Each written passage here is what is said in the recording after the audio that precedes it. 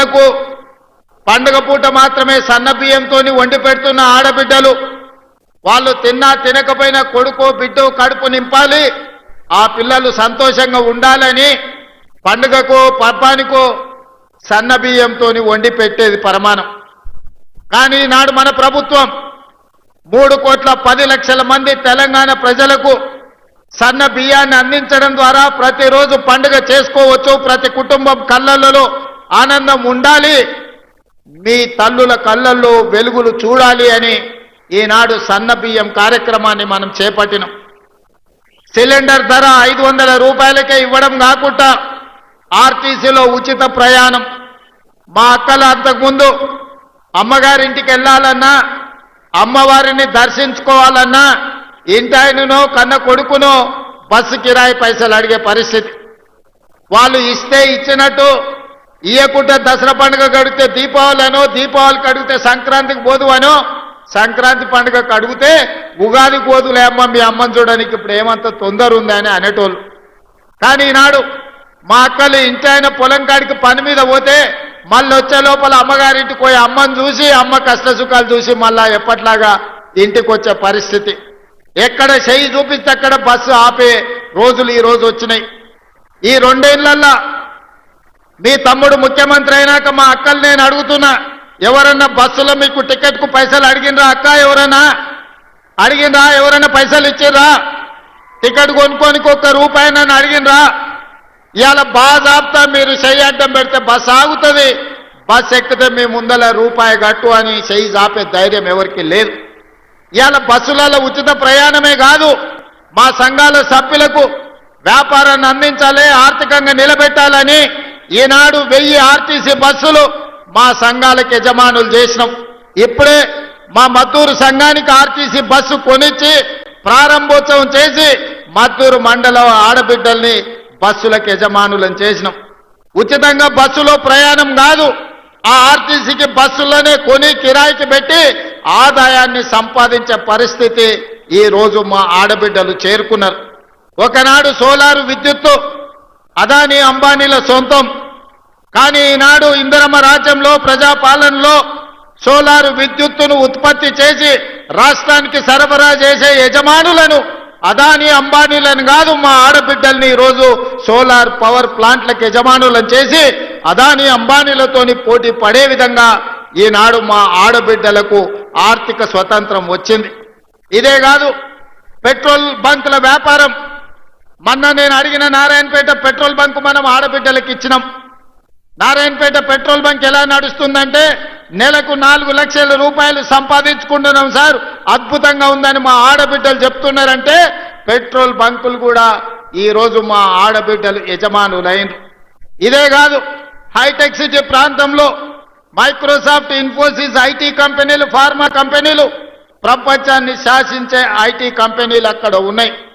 అక్కడ గజం కాదు ఇంచు భూమి కొనాలన్నా మనం కలలో కూడా కొనుక్కోలేని పరిస్థితి. మరి అలాంటి హైటెక్ సిటీ శిల్పారామం పక్కన 3.5 ఎకరాలు 150 షాపులు మా ఆడబిడ్డలు సంఘాల సభ్యులు తయారు చేసిన వస్తువులను ఉత్పత్తి చేసి ప్రపంచ మార్కెట్లో అమ్మడానికి హైటెక్ సిటీ పక్కన 3.5 ఎకరాలు 100 కోట్ల రూపాయల భూమి ఈ రోజు మా మహిళా సంఘాలకిచ్చి రాష్ట్రం నలుమూలల ఆడబిడ్డలు తయారు చేసే వస్తువులను ఈరోజు అంతర్జాతీయ మార్కెట్లో అమ్మడానికి అక్కడ అవకాశం కల్పించినాం. ప్రపంచ దేశాల నుంచి అక్కడికి వచ్చి పర్యాటకులు కొనుగోలు చేస్తున్నారు. అందుకే ఈనాడు ఆడబిడ్డలు తయారు చేసే ఉత్పత్తి వస్తువులను హైటెక్ సిటీ పక్కనే కాదు, అమెజాన్ వెబ్సైట్లో ఆన్లైన్లో ఆర్డర్ ఇవ్వడానికి ఈనాడు అమెజాన్తో మాట్లాడుతున్నాం. ఈడ కొడంగల్లో ఎన్కపల్లో ఆడబిడ్డ ఏమైనా తయారు చేస్తే ఎన్కపల్లో ఆడబిడ్డ తయారు చేసిన వస్తువు అమెజాన్ అమెరికాలో ఉన్న వాళ్ళు కొనుక్కోవడానికి ఈనాడు వాళ్ళందరికీ మనము ఏర్పాట్లను చేస్తున్నాం. ఇవన్నీ కాకుండా ఇవన్నీ చేసిన కుటుంబం యొక్క సమస్యలు తీరవు. కుటుంబం యొక్క సమస్యలు తీరాలి అంటే పిల్లలు చదువుకోవాలి. అందుకే మా అక్కలకు ఒక మాట చెప్పదలుచుకున్నా, అక్క ఈనాడు ఇండ్లు కట్టించినా భూములు ఇచ్చినా మీకు పండుగ పూట చీర పెట్టినా సారె పెట్టినా మీ సమస్యలకు శాశ్వత పరిష్కారం దొరకదు. అందుకే ఈనాడు ఎడ్యుకేషన్ అండ్ ఇరిగేషన్ మన ఆర్థిక పరిస్థితిని బాగు చేయడానికి, మనల్ని అభివృద్ధి పదం వైపు నడిపించడానికి, మన జీవితాలలో వెలుగును నింపడానికి ఈనాడు మన రాష్ట్ర ప్రభుత్వం కంకణం కట్టుకున్నది. దానికి ఒక ప్రయోగశాలగా కొడంగల్ నియోజకవర్గాన్ని ఎన్నుకున్నాం. ఏనాడైతే మీకు ఇవ్వడానికి ఈనాడు అసైన్మెంట్ భూములు లేవు, మీకు ఇవ్వడానికి కోట్లాది రూపాయలు లేవు, మీకు నేను చెయ్యగలిగిందల్లా మీ పిల్లలకు చదువులు చెప్పించడమే.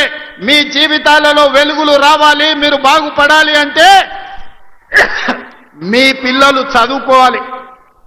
ఇవాళ దామోదర్ రాజు నరసింహ గారు ఒక గొప్ప మంత్రి అయ్యి రాణిస్తున్నాడంటే గొప్పగా చదువుకున్నాడు కాబట్టే, ఇంజనీరింగ్ గ్రాడ్యుయేట్ అయింది కాబట్టే ఈనాడు రాజ్యాన్ని నడుపుతున్నాడు, రాష్ట్రాన్ని పాలిస్తున్నాడు.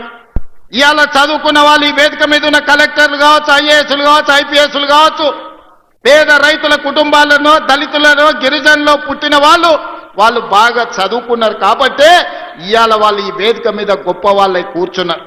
అందుకే మా అక్కలకు ఒక్క మాట చెప్పదలుచుకున్నా, మన జీవితాలలో మార్పు రావాలి, మన బ్రతుకులు బాగుపడాలి, మనం భవిష్యత్తులో గొప్ప వాళ్ళం కావాలి అనంటే మన పిల్లలు చదువుకోవాలి. మన పిల్లలు చదువుకోవాలంటే పాఠశాలలు ఉండాలి, పాఠశాలలకు వెళ్ళడానికి అవసరమైన వసతులు ఏర్పాటు చేయాలి.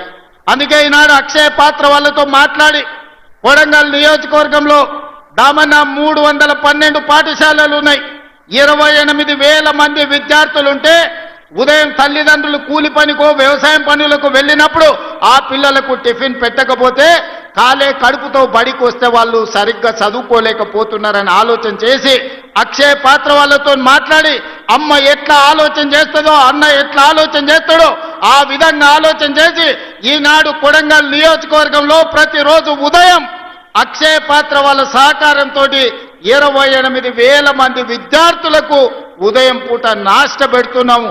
ఈ సంవత్సరం బడికి 5,000 మంది విద్యార్థులు పెరిగినరు. ఒకనాడు టిఫిన్ చేయకపోవడం వల్ల, ఇంటి దగ్గర పనులు ఉండడం వల్ల పిల్లలు పాఠశాలకు దూరమైనరు, చదువులకు దూరమైనరు. అందుకే ఆలోచన చేసి నా కొడంగల్ నియోజకవర్గంలో ఏ ఒక్క విద్యార్థి కూడా ఆకలితో బాధపడకూడదు, ఆకలితో బడికి రాకూడదు, ఆకలితో చదువు మీద శ్రద్ధ కోల్పోకూడదని ఆలోచన చేసి ఈనాడు ప్రతి పాఠశాలలో 312 పాఠశాలల్లో 28,000 మందికి ప్రతిరోజు ఉదయం ఒక మంచి నాష్ట పెట్టి వాళ్ళ ఆరోగ్యాన్ని కాపాడడమే కాకుండా వాళ్ళ ఆకలి తీర్చే ప్రయత్నం చేస్తున్నాం. ఇది సరిపోతుందా అంటే సరిపోదు. అందుకే ఈనాడు ఈ ప్రాంతంలో ఈ రోజే మనం ఈ రోజే పునాది రాయి వేసుకున్నాం. మధ్యాహ్న భోజన పథకాన్ని కూడా ప్రారంభిస్తున్నాం.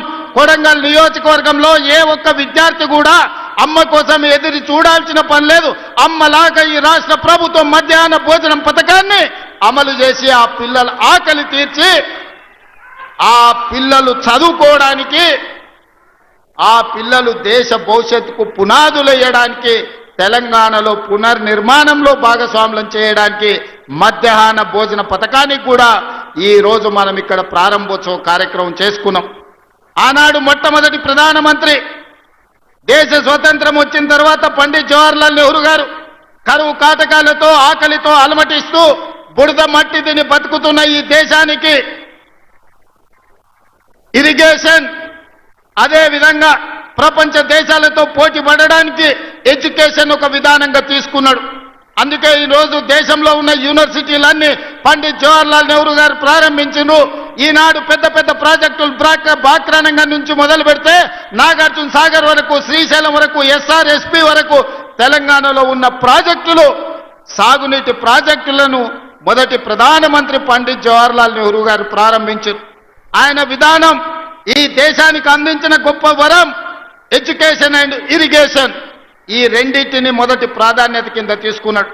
ఆ స్ఫూర్తితో ఈనాడు నా కొడంగల్ నియోజకవర్గానికి అదే స్ఫూర్తిని అందించాలి, ఎడ్యుకేషన్ అండ్ ఇరిగేషన్ ని మొదటి ప్రాధాన్యత కింద తీసుకోవాలని ఈనాడు నా కాన్స్టిట్యున్సీకి మెడికల్ కాలేజ్ తీసుకొచ్చుకున్నాం, వెటర్నరీ కాలేజ్ తీసుకొచ్చుకున్నాం, అగ్రికల్చర్ కాలేజ్ తీసుకొచ్చుకున్నాం, పారామెడికల్ కాలేజ్ తీసుకొచ్చుకున్నాం, నర్సింగ్ కాలేజ్ తీసుకొచ్చుకున్నాం, ఫిజియోథెరపీ కాలేజ్ తీసుకొచ్చుకున్నాం, ఇంజనీరింగ్ కాలేజ్ తీసుకొచ్చుకున్నాం, ఐటీఐ తీసుకొచ్చుకున్నాం, ఏటీసీలను తీసుకొచ్చుకున్నాం, జూనియర్ కాలేజీలను తీసుకొచ్చుకున్నాం, డిగ్రీ కాలేజీలను తీసుకొచ్చుకున్నాం. అదే విధంగా ఈ రాష్ట్రంలో లేని సైనిక్ స్కూల్ ని రాష్ట్రం మొత్తం మీద ఒకే ఒక్క సైనిక్ స్కూల్ ఉంటే ఆ సైనిక్ స్కూల్ ఈనాడు కొడంగల్లో ప్రారంభించుకోబోతున్నాం. ఇది మా ఎడ్యుకేషన్ పాలసీ. రేపటి తెలంగాణ పునర్నిర్మాణంలో నా కొడంగల్ నియోజకవర్గం మా సోదరులు, మా అక్కలు, మా చెల్లెళ్ళు వాళ్ళ పిల్లలని భాగస్వాములను చేయడానికి ఈనాడు 5,000 కోట్ల రూపాయలతోని మా ఎడ్యుకేషన్ క్యాంపస్ ని ఈ రోజు మేము నిర్మించుకుంటున్నాం. ఇవన్నీ ఈనాడు ఏమి ఖర్చులకు ఇచ్చినా తెల్లారికి ఖర్చు అయిపోతుంది. తరగని ఆస్తి విద్య ఒక్కటే. ఈ రోజు మేము ఐటీఐ చదువుకోవాలంటే ఒక దగ్గరికి పోవాలి,